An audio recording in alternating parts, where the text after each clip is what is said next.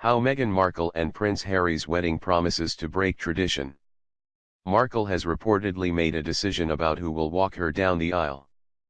Prince Harry and Meghan Markle's relationship has already proven to be, let's say, a bit different from the royal couplings we are used to.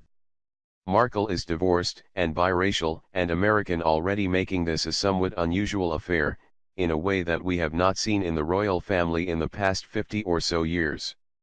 The closest comparison anyone seems to have for Markle is Wallis Simpson, the divorced American socialite whose relationship with Edward VIII in the 1930s caused the monarchy to nearly collapse, when Edward abdicated the throne to marry her. And as the details about the wedding, which will take place on May 19, continue to emerge, it seems increasingly clear that Markle and Harry are very much doing things their way. A new report from Us Weekly claims that Markle would like her mother, Doria Ragland, to walk her down the aisle. Now, for most other contemporary weddings, this decision would not be particularly shocking or notable, but, given we're dealing with the royal family, where the stitching of every garment, and the length of every blade of grass must be approved by someone on high, this choice to have her mother escort her down the aisle instead of her father is seen as somewhat renegade. With the wedding, they both want to do things their way. While they will always be mindful of traditions and the views of their elders, the day is ultimately about them and what they want to do, the Us Weekly source says. The day of the wedding itself will certainly hold a few unconventional surprises. Don't expect a royal wedding by numbers. They want to involve their friends and family, as much as possible throughout the day.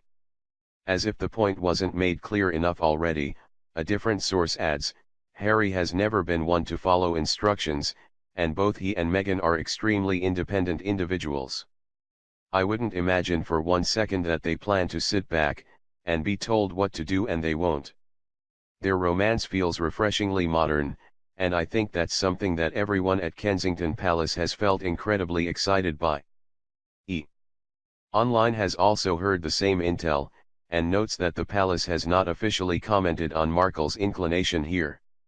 During their joint interview with the BBC following their engagement announcement, Markle and Harry revealed that, while Harry had gotten to meet and know Ragland, he had not yet met Markle's father, Thomas, though they had spoken on the phone. In an interview on December 27, Harry said that Markle had found a family she's never had in the royal family, which, per one report, Thomas Markle found to be distressing. Meghan's father, a former television lighting director, married Ragland in 1979, and the two divorced in 1988. The current status of Markle's relationship with her father is unclear. She posted an Instagram in 2016 on Father's Day in which she wrote, "I'm still your buckaroo, and to this day your hugs are still the very best in the whole wide world."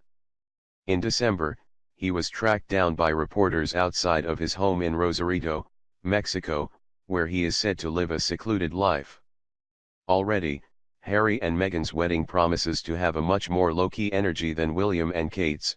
Well, as much as a wedding that is this highly scrutinized can be low-key, it will be in a much smaller venue. There is not going to be any sort of balcony kiss, or bank holiday or procession through the city. They're going to have a banana cake if they want a banana cake. Whenever they get to the episodes of The Crown about this wedding, they are going to be dramatic and good.